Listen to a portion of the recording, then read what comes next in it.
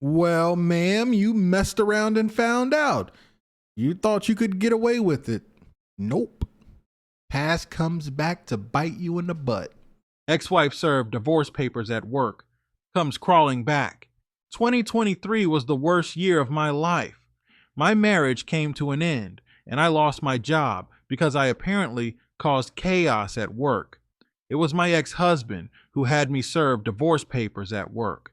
I have no idea how my ex-husband discovered my affair. That only lasted 2 months. Years prior to him having me served divorce papers. We'd gotten through our rough patch, and his ash went digging because he was projecting. I know he was probably cheating on me then as well, and more recently, because he went to snooping on me. My cheating wasn't that bad.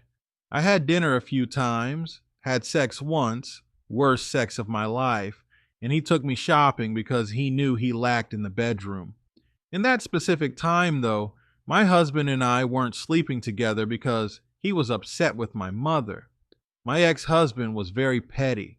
He believed that my mom ran my life. 3 years into our marriage, we ran into financial issues. My ex-husband had to take a pay cut, and I was furloughed from my job, July 2020.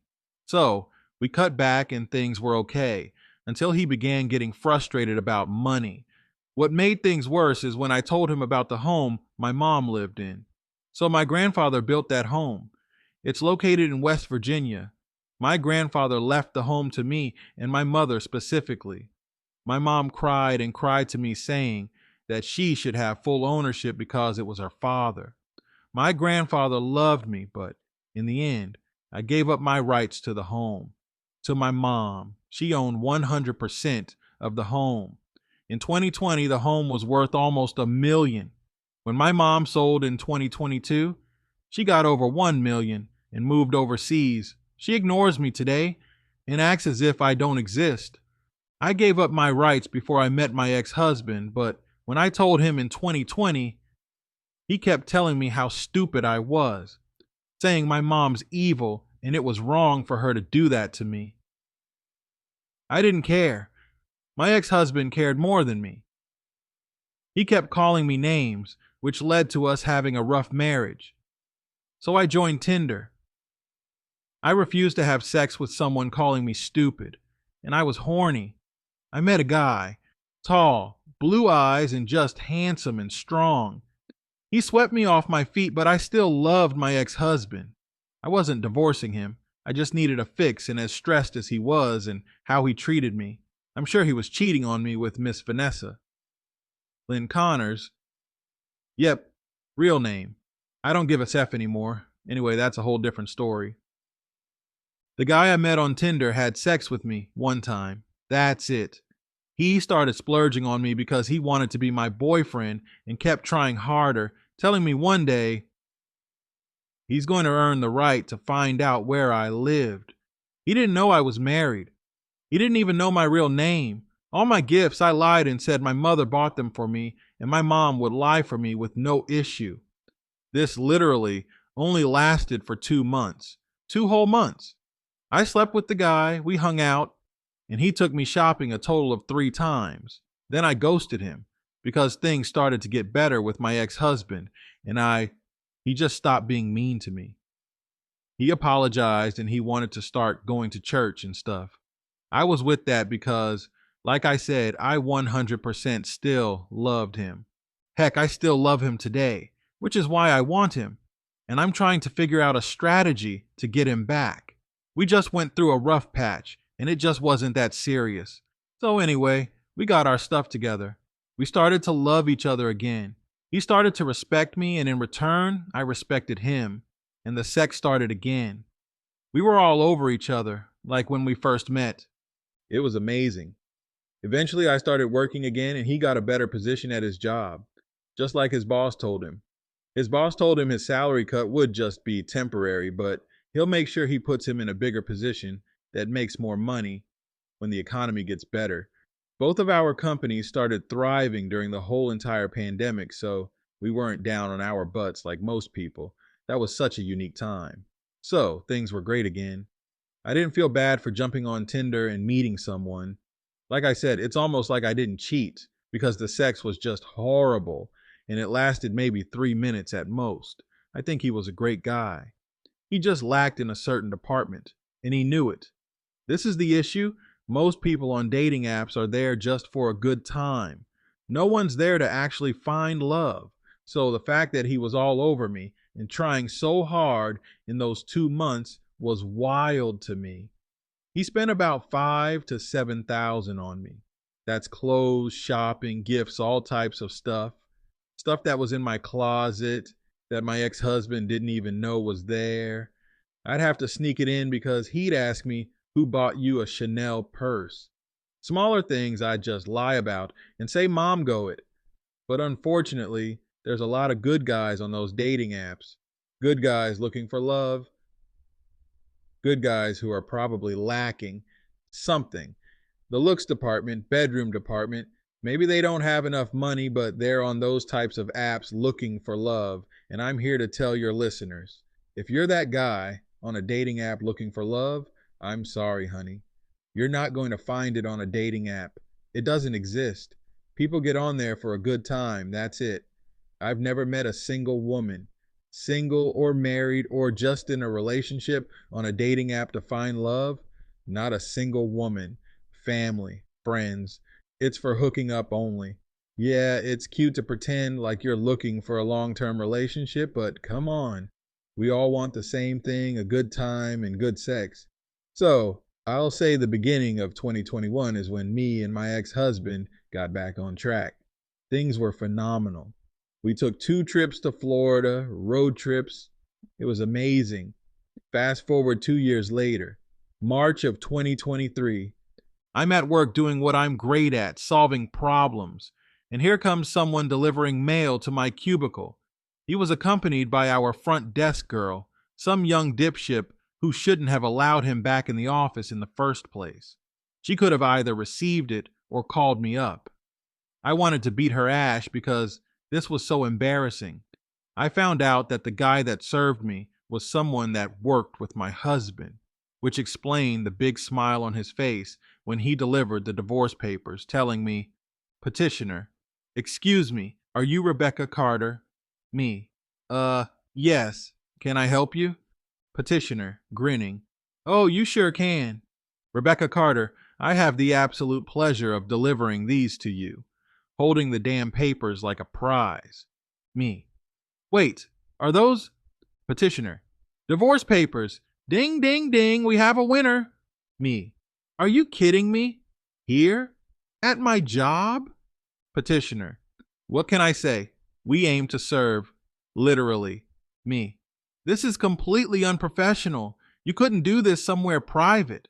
Petitioner, "Oh, I could've, but where's the fun in that? Gotta keep life interesting, you know. Plus, your husband, soon to be ex, was very specific about the timing."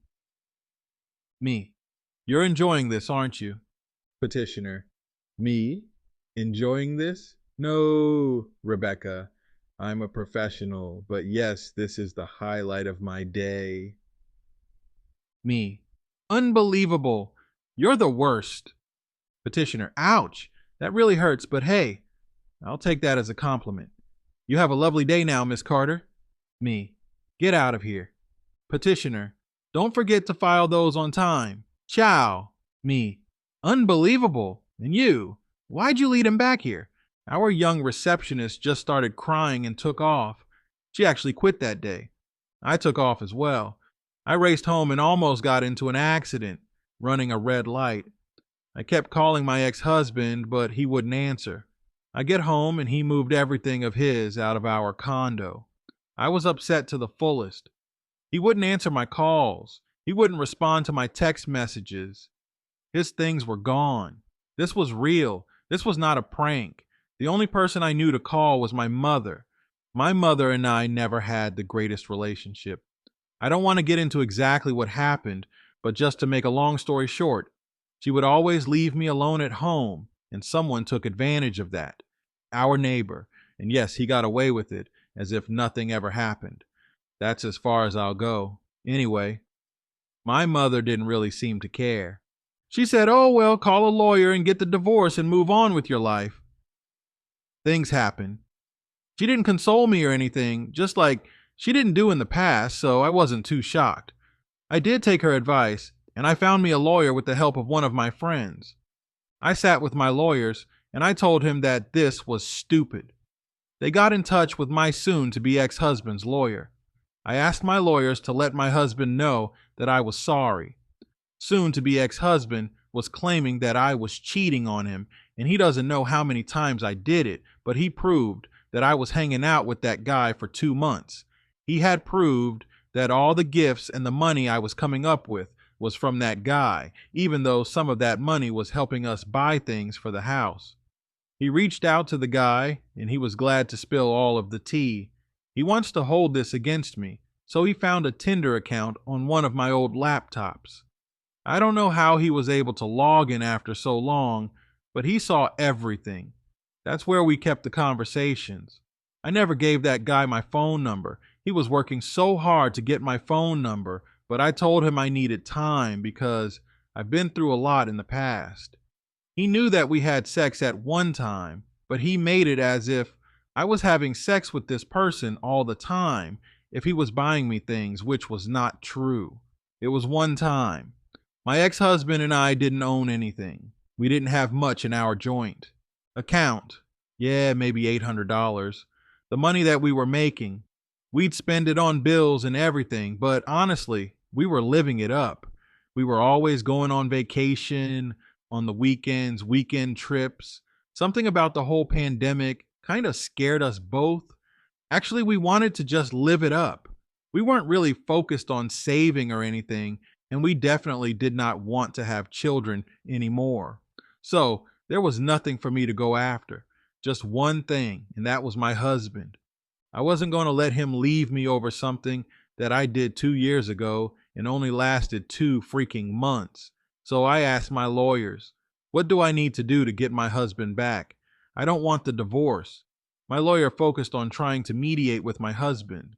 They tried to reach a reconciliation agreement. When she realized they weren't letting up, she delayed the divorce proceedings as much as legally possible while exploring options to potentially save the marriage.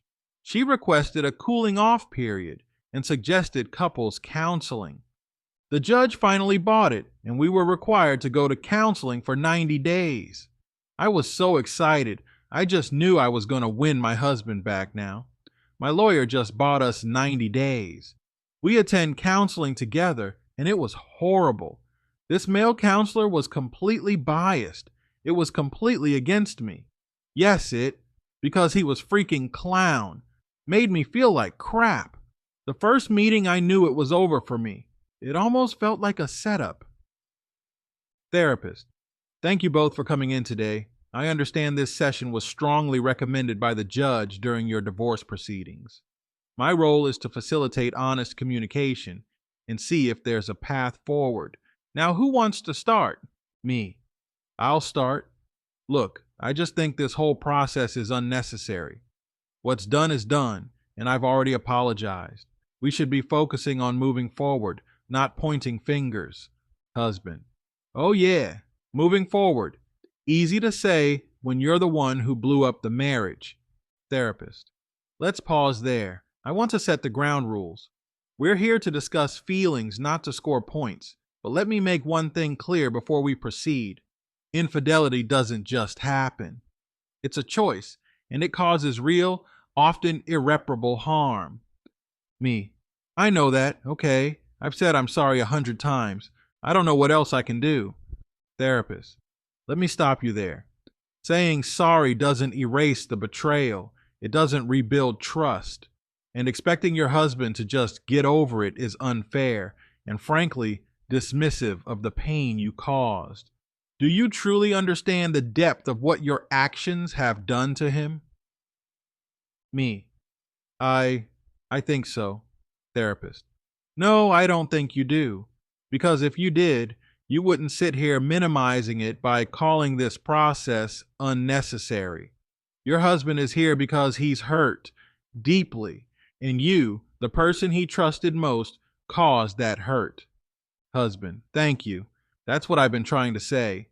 It's like she expects me to just pretend it never happened. Therapist. And that's not realistic. Forgiveness, if it even happens, takes time and effort. A lot of effort on your part, especially to show you're willing to repair the damage. But let's be honest, if you cheated, what made you feel entitled to do that in the first place? What were you seeking that you thought justified breaking your vows? Me.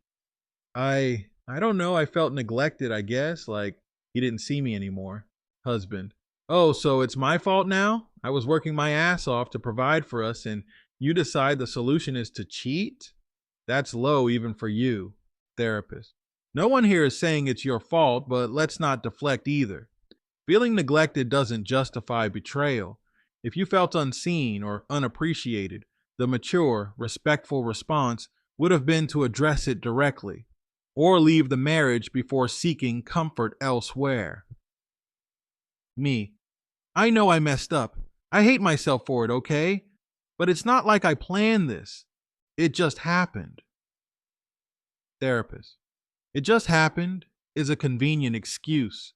Affairs require planning, secrecy, and deception.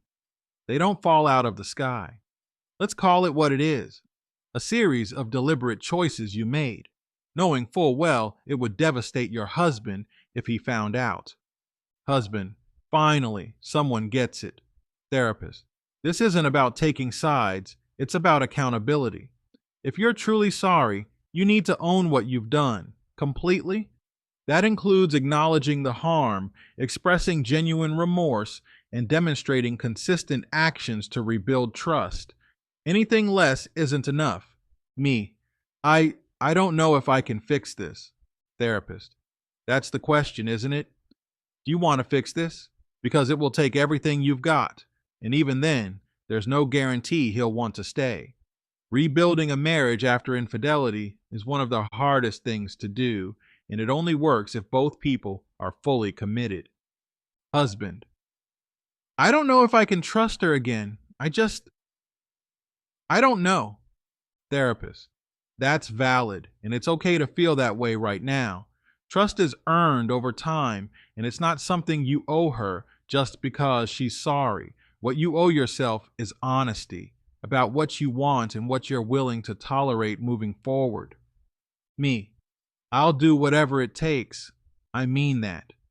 Therapist. Words are a start, but actions will tell the real story. The ball is in your court now, but don't mistake effort for entitlement. If he chooses to forgive, it's a gift, not an obligation. And if he doesn't, that's a consequence of your choices. Therapist. This isn't the end of the conversation, but it's a beginning. Whether you stay together or not, the key is honesty, with yourselves and each other. Only then will either of you find the peace you're looking for. I went through this shit for 3 freaking months. Complete torture. The counseling did not work. The divorce proceedings continued. I lost the love of my life. I had to come up with a different plan. I decided New Year's Eve going into 2023 that I was going to get out my hoe phase I had in me. And I did. I jumped on dating apps and found a plethora of men. I had a ton of fun. I definitely got it out of me. October of 2024, I decided to become celibate and stopped having sex. I'm determined to get my husband back. He's still single, and I know he'll take me back. I'm determined. Salute to your ex-husband. He did the right thing, man. You can't stay with someone who's going to disrespect you. I don't care if you find out years later. Wait, at this time you slept with someone else because we were arguing? We're done. Bye. Kick rocks. I'm going to serve you at work, and I'm going to embarrass you at that. Because you hurt me. Just because you and your man are having an argument, that doesn't mean you go and sleep with someone else. Yeah, was he wrong for calling you names? Yes. You don't go around calling people an idiot and this and that. You don't do that. But you don't sleep. You don't go have sex with someone else because your husband called you an idiot. Seriously? And then you tried to justify it. Well, I'm sure he was sleeping with someone else because he was calling me names. Well, I'm sure he cheated on me afterwards also because he's projecting. Why'd he go snooping? Because he must be cheating. No, that's not why. Maybe the guy from Tinder reached out to him because you ghosted him. He spent what a simp. He spent $7,000 on you trying to get you to be with him, I guess. You slept with him one time and then ghosted him. Didn't even tell him your real name. He didn't know where you live. I got a feeling. I got a feeling he reached out to your husband. It took him 2 years, but he was determined. He was determined. Oh, man. You made your bed. You got to lie in it. Guys, let me know what you think about this in the comments. If you want to send in a story, send it to truestorynation@gmail.com. Here, I'll put it on the screen. That is truestorynation@gmail.com. I'm going to catch you guys at the next one.